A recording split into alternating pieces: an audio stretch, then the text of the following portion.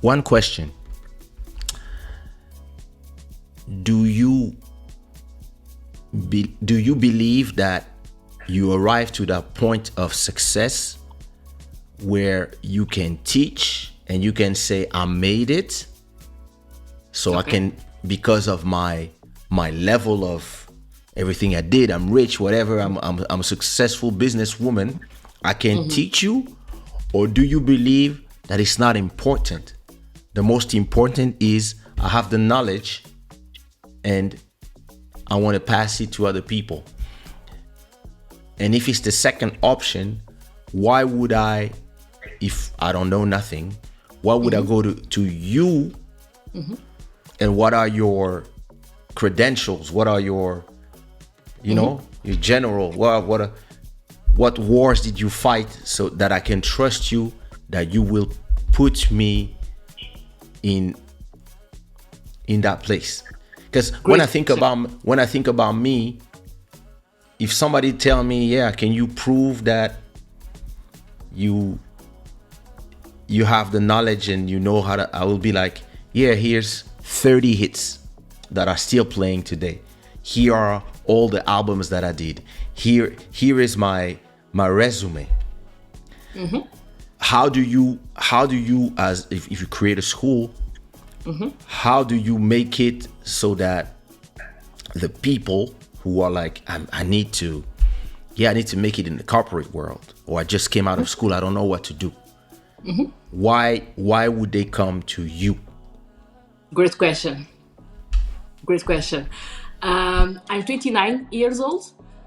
I've I have almost 10 years of experience, but the main point here is that during this time, I've always challenged myself in changing.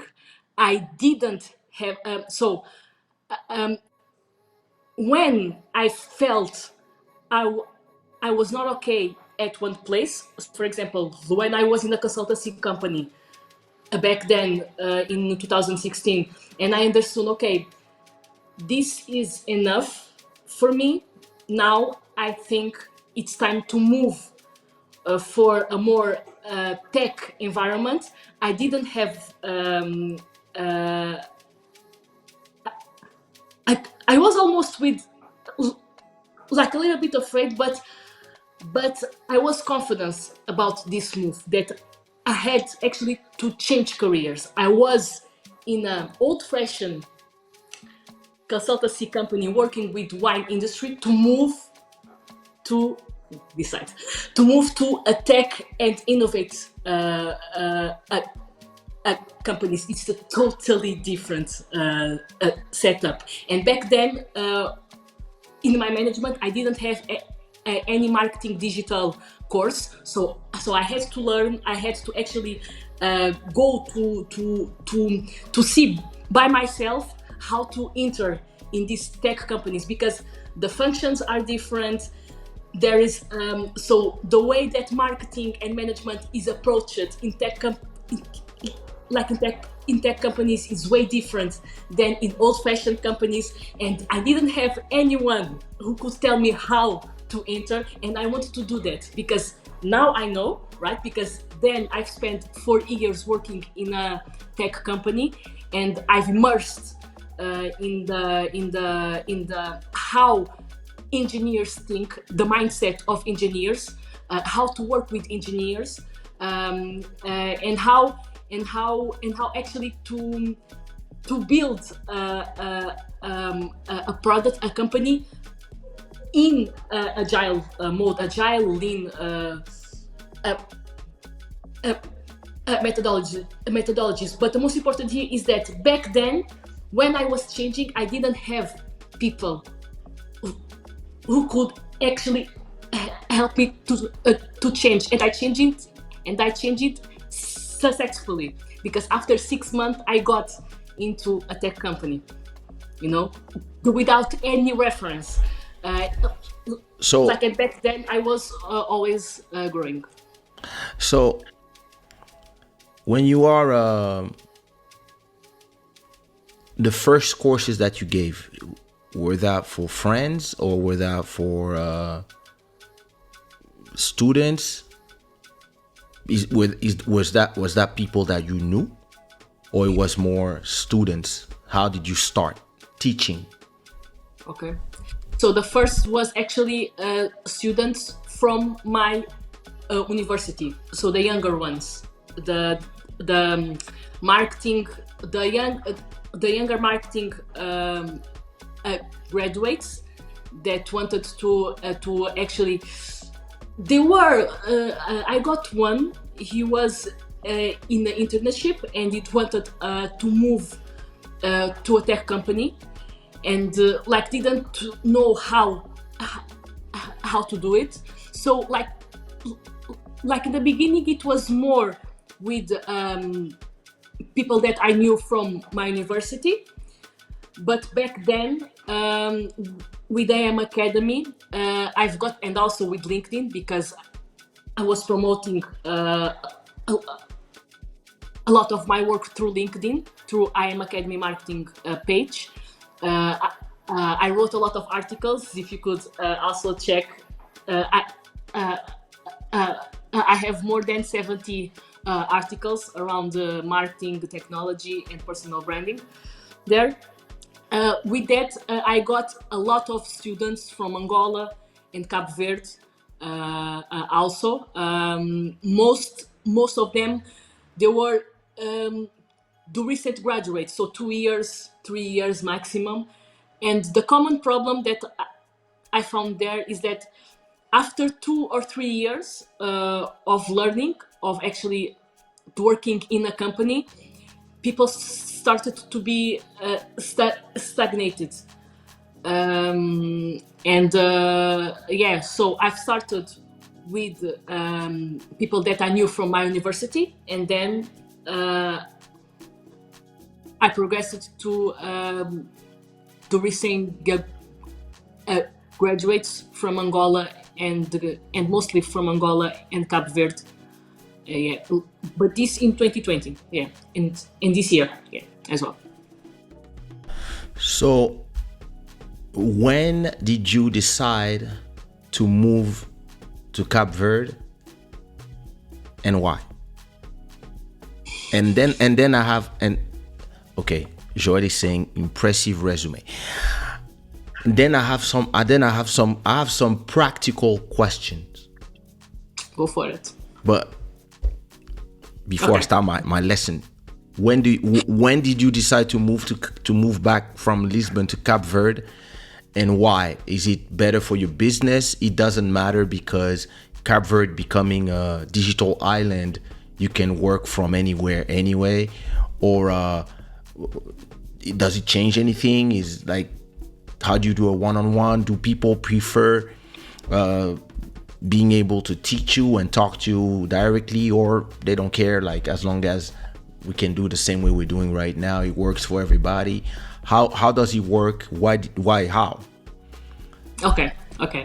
So my move to Cape Verde was a personal move. I was planning to come to Cape Verde actually before the pandemic in 2019. I had a proposal from a company here. But then came COVID in 2020. Yeah, and things stopped. But actually, it was good also for me, because from my panic attack, I was not actually still 100%. So actually, it was good. Then after the pandemic, I've started to prepare. First, it was when I left the tech company, because I left in December 2021. So I prepared to leave the tech company financially and so on. Yeah, like that is important. Then after I left the company, I've started to fully emerge on promoting the program I had back then for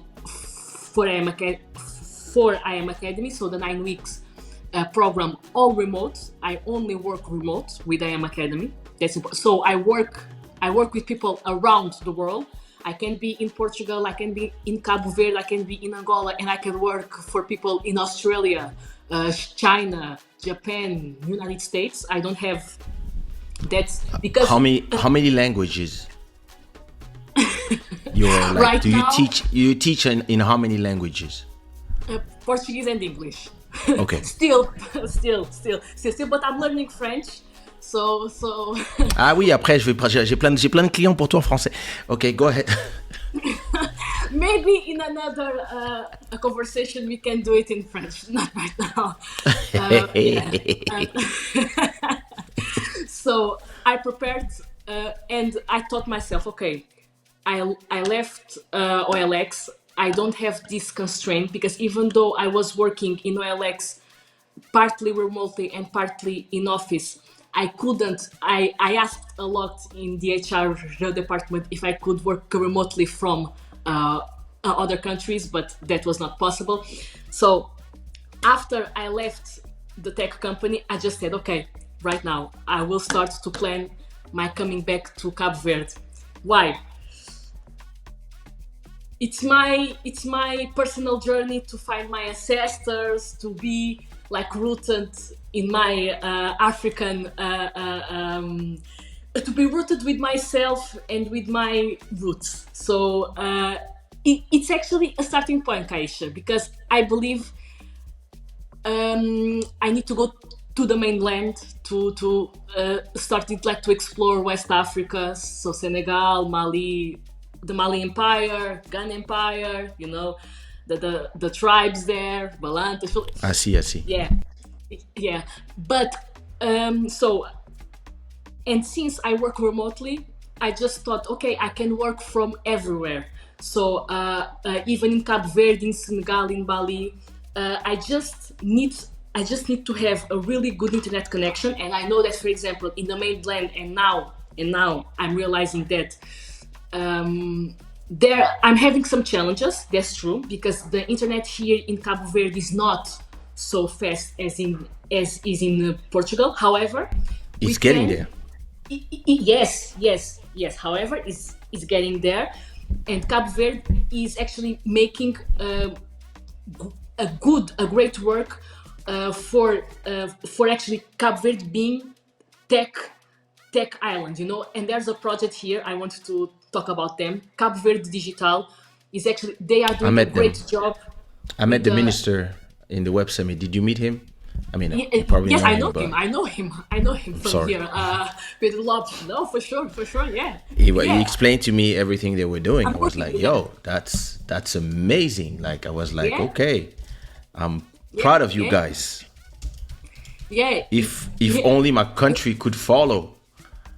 But hey, Yeah, for sure. And it actually, is the what it idea is. is to make Cabo Verde a tech hub, to bring investors, to bring companies to Cabo Verde, to actually educate and empowering also local tech startups, because in Web Summit there were I think it was 10, yeah, like 10 startups made in Cabo Verde. Like, this is important, made in Cabo Verde, with brilliant ideas, with so yeah, of course. And Cabo Verde, in terms of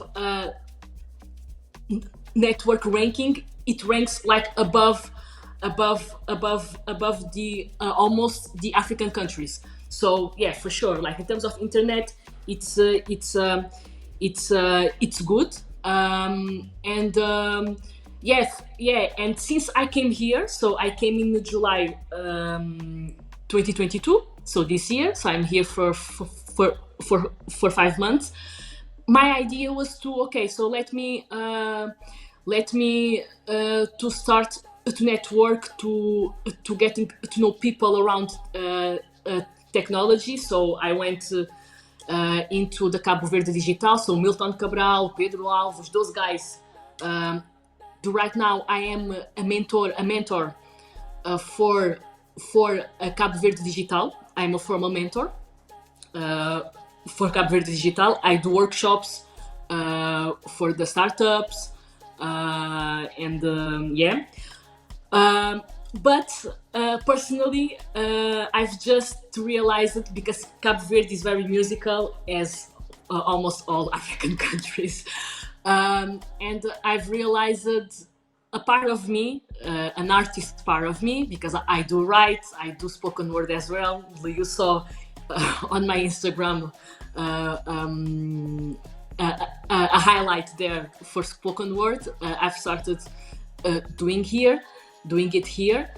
And I've realized one of the gigs that I had a few years ago, Kaysha, was with a music producer, a beat maker. And he was one of my best clients back then in 2016, because I was actually his agent. He didn't have any social media. He was those guys that like woke up and only produce, you know. And I've just started to talk with him. Hey, you need to have a social media to start to promoting your beats. You have to start to approach uh,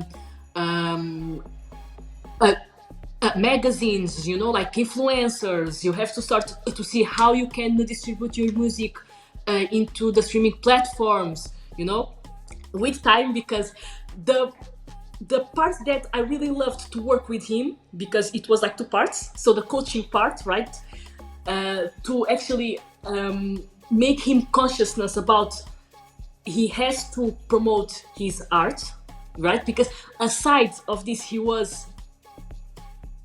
and he was an informatic engineer. He was working at a tech company. Yes, I meet him there, like in those environments. But aside, he was a beat maker, and he only view this as, like, you know, like a hobby, you know. And I've started to make him thinking, no, but you can actually do do more with this, like starting, like promoting, starting to actually see how you can sell your beats to rappers, or you know. So I've just created his Instagram, his Facebook, but So yeah. yeah, so you were doing all his social media, and that's how you realize, hey, I could actually, on top of being a coach for people who wanna be in the enterprise, I can also coach artists and Exactly. teach them how to make money with their music. So that's why you have two Instagram pages, AM Academy and AM Academy for Artists. So all the links are in the description of this video or somewhere in the chat. Now I have some practical questions. A few of them. For example, Joel here is into YouTube production. And so he has a YouTube page where he teaches people how to use equipment, what program to use to do live streams, how to posture yourself as a live streamer, etc., etc. How somebody like him goes from having a YouTube channel with his small amount of followers, how do you turn it into a big place when anybody who wants to start doing YouTube videos find his channel? What are the steps he takes to arrive there? First, here it's important to understand the target, right? Who are the people that you is going to speak to? So this is important. Like, this is the first step. And before that, actually, we have the goals and mission. But specifically around The content first is to understand who is your target, and then your personas, right? Because when you create a profile, you can actually understand what type of content you should create for these people.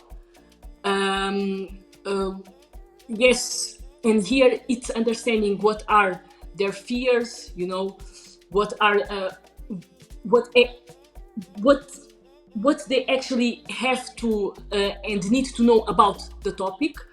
But then, like a practical thing that it's way important is to understand how your target search, and how your target search is related with the keywords, okay, that people put in the search bar.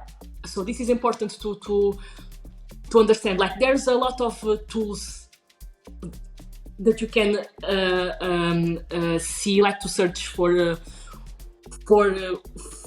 keywords. If you if you put a keyword on Google, it appears a bunch of websites that you can actually use to choose the right keywords. But like, this is important. Like, the first thing I think is the mindset, is putting in the heads of your target, of your public, and with that, of course, it's finding what are the terms that people use to search, so the keywords, and you will use those terms in your titles, descriptions, and hashtags. That is important, but this is a search that you have to do before you start actually doing it, because after that the Google algorithm will learn that, okay, your content is appropriate for this subject, so it will catalog, right? Because the algorithm works with catalogs, right? And actually is the same as people, right? We tend to catalog things and people in places. The same with the robot. Yeah, tell me. Okay, I'm in the practical questions. I have Malcolm Beats here.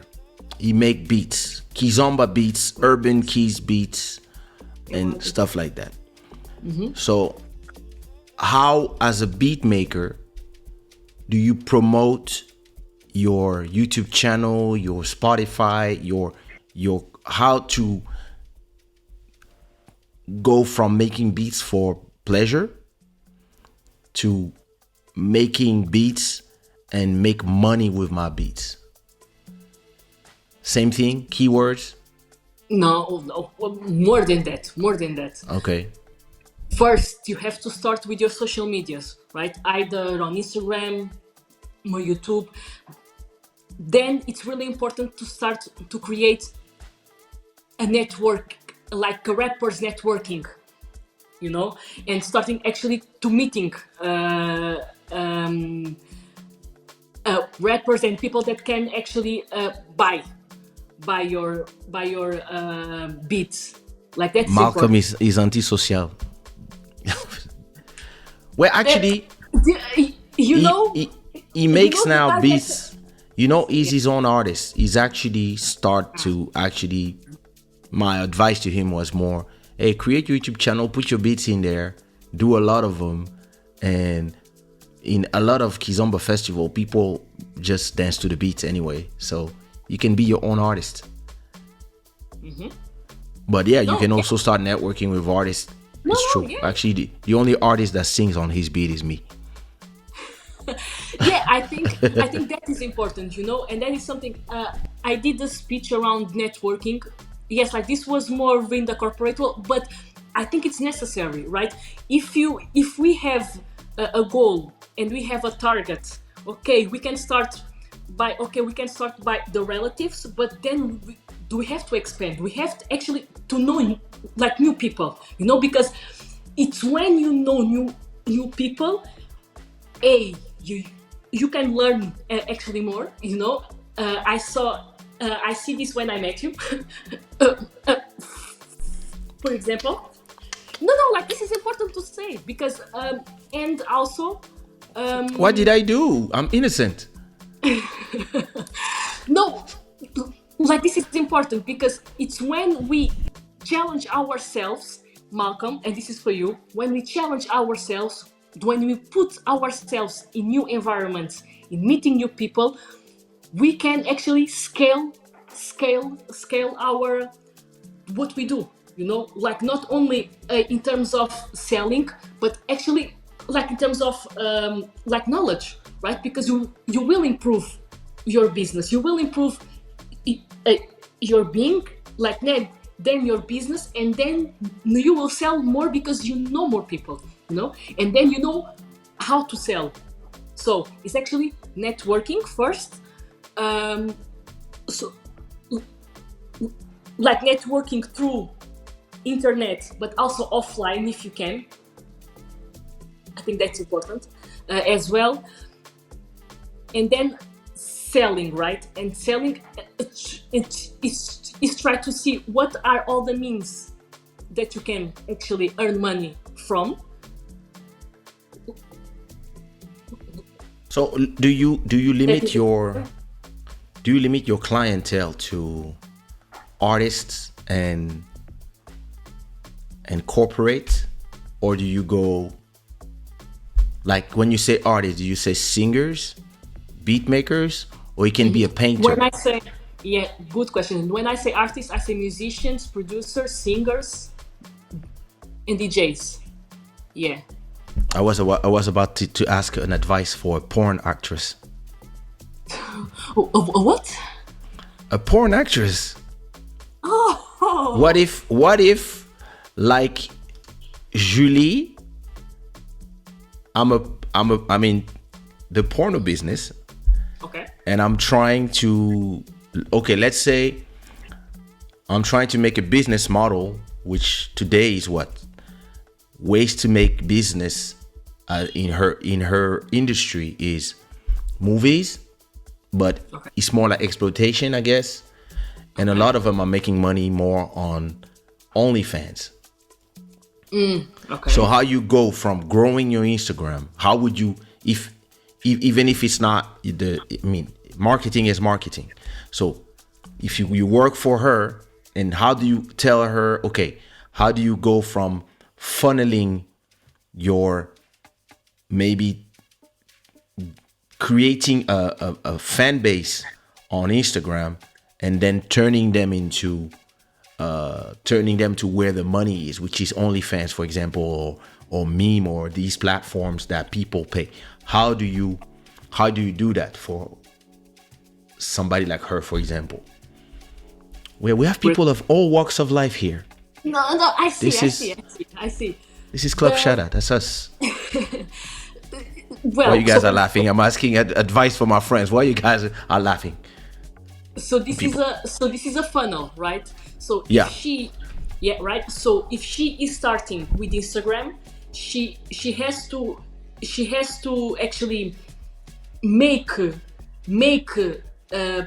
the target, so the people that are on Instagram move to OnlyFans and related softwares. So actually, the thing here is that we have to create content, right? So Instagram, But how do you create content I know, without being in a platforms where you cannot? I understand. Let me see if I can show her You Instagram, have because to sometimes her Instagram, I'm like, I want to put it on the YouTube, but then I'm like, hey, wait a minute.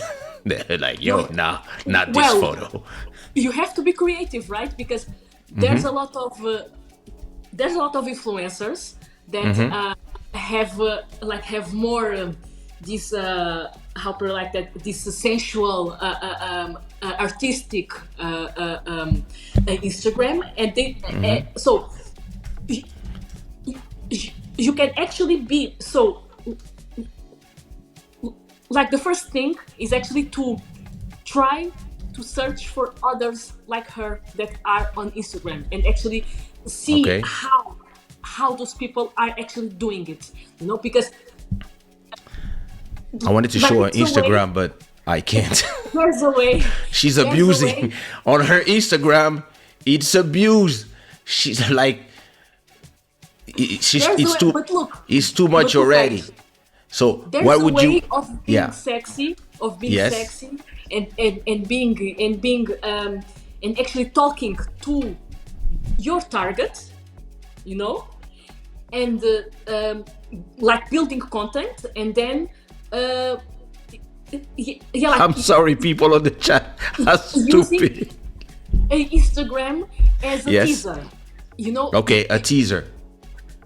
using Instagram as a teaser, and then if you want to see more, Yeah. OnlyFans, OnlyFans and related the softwares, so do we have to play? Malcolm Beats could help. He's saying, time to change for porn star producer. Hey, you listen, see you see Malcolm? that could be a good synergy. You make the beats, she make the movies. You both win. But something, Kaysha, because you were talking about people are introverted, and like most of the times, it's not only about the technical parts per se, like most of the times is actually making people realize that they have to expose themselves, they have to put put you out there, guys. You have to put you out there. I know that sometimes it Oh, lacks she's putting confidence. herself out there. Oh yeah, she is. It's necessary. I was just on Necessary. Instagram. I was like, yo, you too much. Okay, this. Now, But I believe some that's people. Yeah. Okay. More seriously, 2023 is mine. Dramatic penetration beats. You guys are stupid. Well, wait. Okay, I have a very important question. How do you use the platforms in a time where everybody is using the same platform and everybody is posting? How do you listen? Even today, as a man or a woman, as an influencer, a beauty, a model, whatever you do, even a coach, there's millions and millions and millions and millions of people who are doing the same thing, who look like you, who say the same thing as you, are using the same quote sometimes. Or you want to be an Instagram model, there's 1 million. You want to be an OnlyFans girl, and you want to funnel people to your OnlyFans or to your meme or your YouPorn. There's another 1,000 of them, millions of them that are doing the same thing. So beatmaker, there's millions of beat makers on Instagram. Singers, they're everywhere. Everybody's singing now. So how to be unique in a world where everybody's doing the same thing as you, and everybody wants to be famous? Back in the days, we were alone in fame. Now let me. Yeah. everybody's famous. Even people who post food, cooks, everybody has followers, and everybody's working for their followers instead of instead of just consuming content. Now everybody is doing content. So That's right. how do you, in reality, it is a dire competition out there now. How do you exist in a world where everybody's trying to exist as well, and there's only 24 hours, and people can only look at so many posts, so many girls, so many guys, so many beats, so many inspiration videos? How do you just let the algorithm do it? Do you just use the right hashtags? Or how do you stick your neck out the sea when you with all the sea, all the fishes, you all swimming there looking for plankton. How do you, coach, help us? We have to niche. Like, this is the first thing. A few years ago, I've met a producer, and he was interesting because the way he was promoting it, he only make beats for work, lo-fi beats for work, only that, lo-fi beats for work, and everything that this guy puts in his SoundCloud was only lo-fi beats for work. And for me, it was amazing because I was his target. I was a girl that was working at a tech company and needed a playlist of lo-fi music to work. You know what I mean? So right now the access to produce and to broadcast content is democratized, so everyone can do it, right? Like you said, it's just like having a cell phone, like on Instagram, everyone is consuming and is producing. Okay, so the only way of differentiate ourselves is one, to niche. I'm doing like, yeah. One is to niche, so have a specific target. So this guy actually only produced beats, lo-fi beats for workers, period. Okay. And second thing is that brand yourself, because you, Kaysha, you are unique. I, Anabela Miranda, I am unique. Malcolm, you are unique. You know what I mean? And if we combine these two things, okay, if I can find a niche in my market, so I can help black African artists who are in the business for a long time, who have my age, for example, millennials, black artists who have other works aside, but they really want to live through music industry. So this is a niche, right? I get it. And combine this with your personal branding, because I really do believe if we put faces, in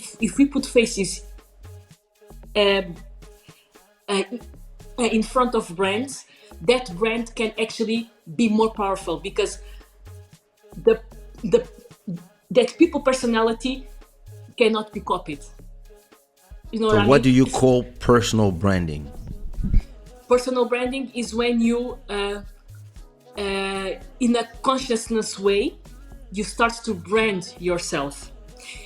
And actually, Kaysha, you start to do this when you started to be in the life after school. But you do this unconsciously. You know? Me, a vlog. I've been a Kardashian for 20 years now. Kardashians are they are a great example. I respect them so much.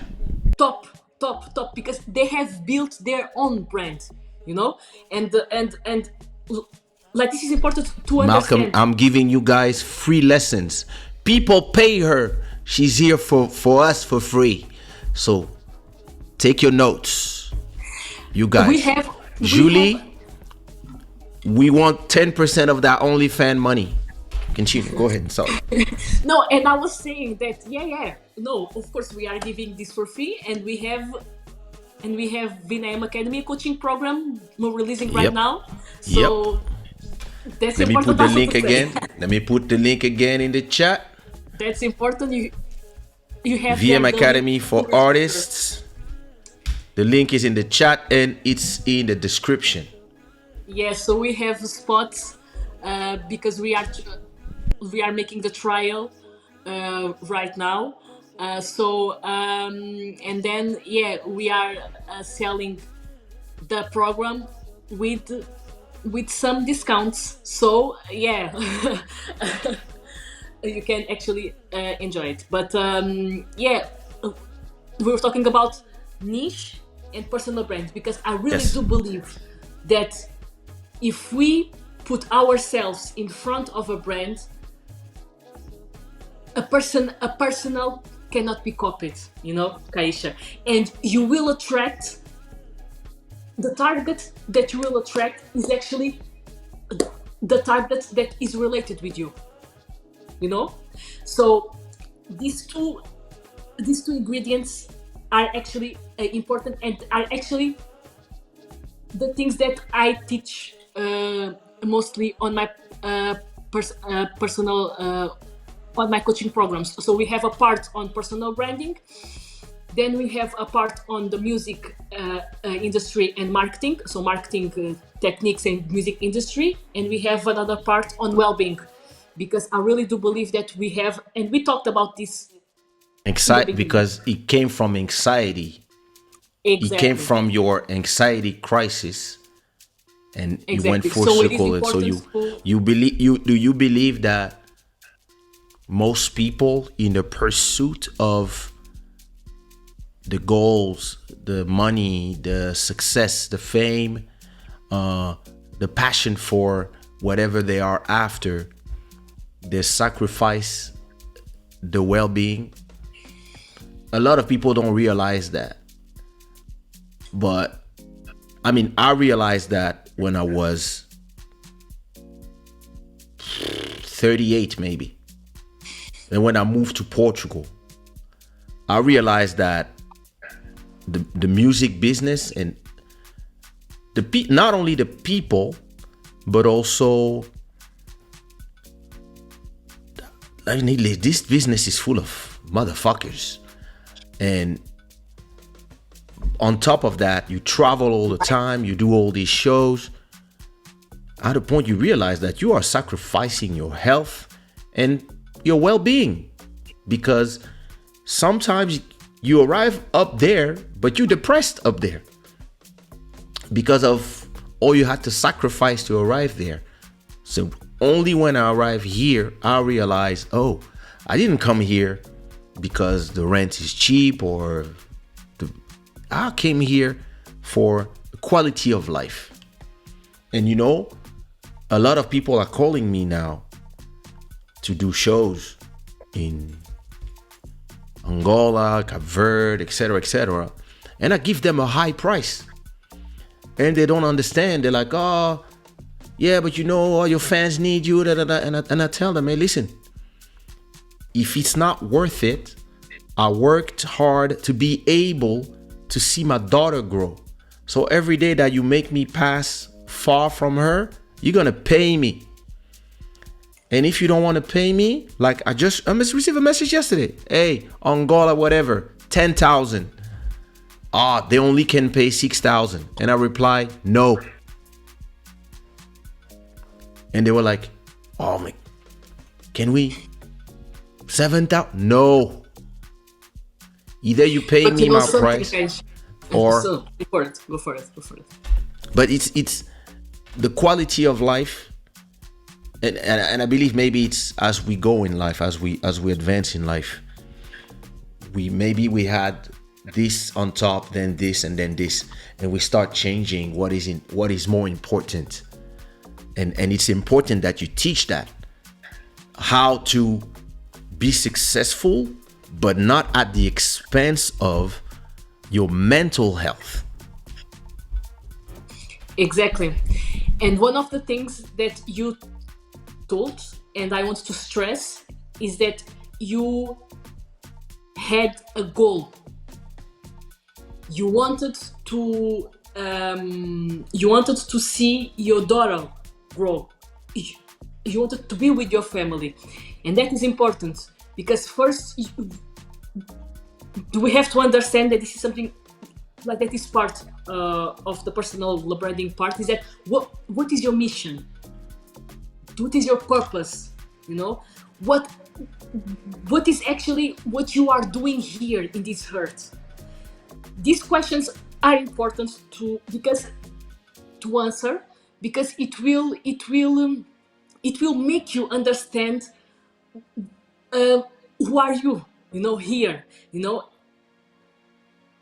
And this after, it will give you confidence. It's okay, so I know my mission, I know my person, my purpose, how I can translate this into business goals. Why business goals? Because we have to make money for a living.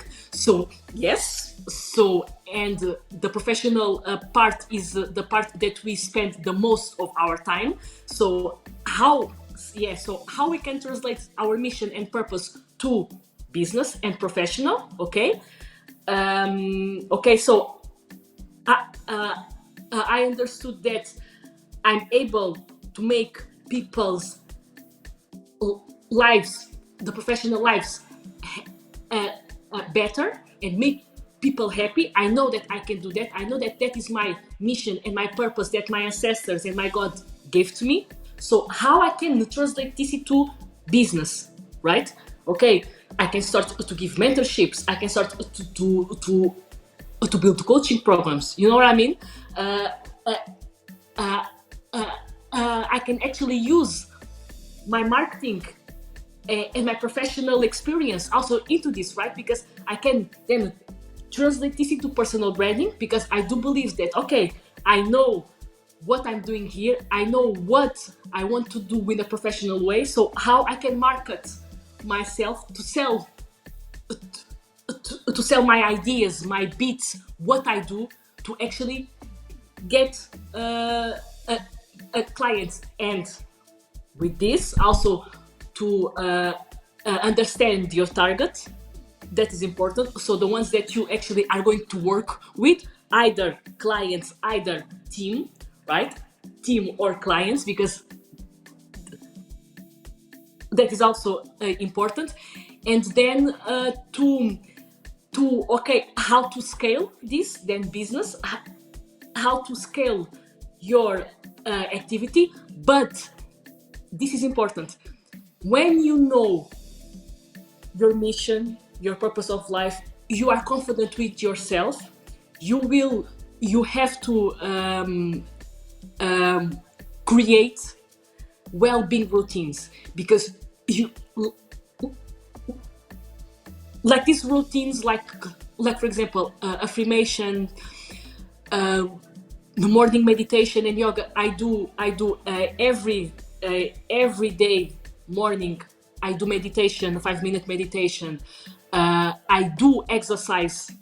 I really take care with my food, because all of this influences our well-being. And this is important, because when we have a balanced lifestyle, we are more grounded, and we are always consciousness about our mission, you know, like back then, our mission and our purpose, that then will resonate in our professional goals, in our professional. So this is important. So the well-being part is actually practices for us to remember our mission and our purpose of life, and who we are.